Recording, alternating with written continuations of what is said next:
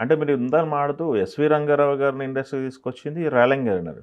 రేలంగి గారు రేలంగి గారు ముందు వచ్చారు ఇండస్ట్రీకి, తర్వాత ఎస్వి రంగారావు. అవునవును అది ఇన్సిడెంట్ ఒకసారి రేలంగి చెప్పండి. గారు ఉమ్, ఆయన పుల్లయ్య గారి దగ్గర ఉమ్, ఆల్మోస్ట్ ప్రొడక్షన్ మేనేజర్గా, బాయ్గా, ఉమ్. ఆర్టిస్ట్గా అన్ని పనులు చేసేవాడు. ఓ, ఓకే.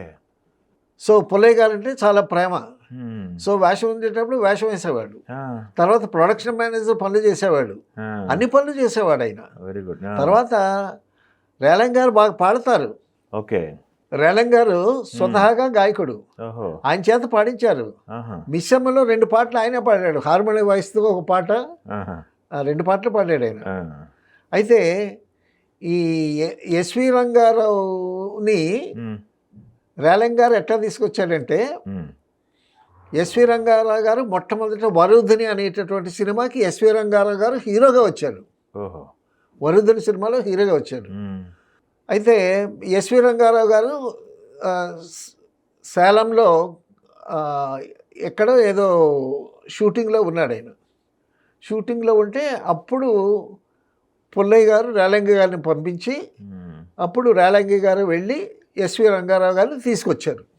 ఆహా, ఎస్వి రంగారావు గారు అంతకుముందే ఇండస్ట్రీలో ఉన్నాడు. వరుదినికి వచ్చాడు ఆయన. ఆహా, కానీ ఒక క్యారెక్టర్కి ఎస్వి రంగారావు గారు కావాల్సి వచ్చారు.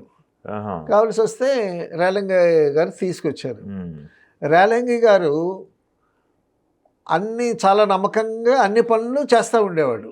ఉమ్, ఈయన ఆయన అంటే రేలంగి గారు అప్పటికి ఏంటంటే అప్పటికి లేమిలో ఉన్నాడు ఆయన. రేలంగి గారు ఏ పనైనా చేసి 4 డబ్బులు సంపాదించుకోవాలని ఆయన బాగా స్టార్ అయిపోయిన తర్వాత, రేలంగి గారు స్టార్ అయిన తర్వాత ఉమ్, 100 డేస్ ప్రతి సినిమాలో రేలంగి ఉండాల్సింది.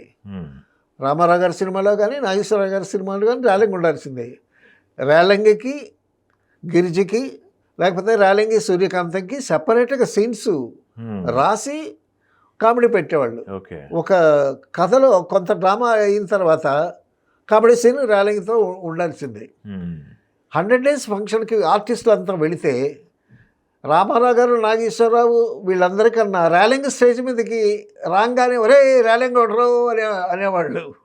అంత పాపులారిటీ వచ్చేసింది ఆయనకి. ఉమ్, అంత పాపులారిటీ వచ్చి అంత సంపాదించిన తర్వాత ఆయన తాడేపల్లి గూడెంలో థియేటర్ కూడా కట్టాడు. ఉమ్. వెల్లాఫ్గా ఉంటున్న సమయంలో చాలా హృదయ విదారకమైనటువంటి మాట మాట్లాడాడు ఒకసారి ఉమ్. రేలంగి గారు. ఏమని?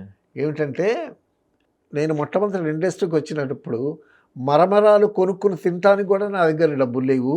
ఉమ్, ఇప్పుడు మరమరాలు తిన్నా కూడా అడగలేని పరిస్థితి ఇప్పుడు నాకు అని అన్నాడు ఆయన. ఓ, ఓకే, ఓకే, ఓకే.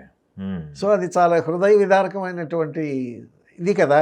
ఉమ్, ఉమ్, ఉమ్. సో ఇండస్ట్రీలో ఒక స్టేజ్కి రావటానికి ఎవరైనా సరే ఎంత కష్టపడాలో. రామారావు గారు, నాగేశ్వరరావు వాళ్ళైనా సరే, ఎవరైనా సరే. ఏదో సావిత్రి కూడా చిన్న చిన్న వేషాలు వేసి వచ్చినటువంటి మొట్టమొదటి చంద్రలేఖ చంద్రహారం సినిమాలో ఉమ్, వ్యాంపి వేషం వేసింది సావిత్రి. ఓ, ఓకే. ఇప్పుడు అంజలిదేవి హీరోయిన్. ఉమ్, ఈ విధంగా ఎస్వి రంగారావు గారిని తీసుకురావటంలో రేలంగి గారి పాత్ర ఉందని మనం చెప్పుకోవటానికి. Okay, okay.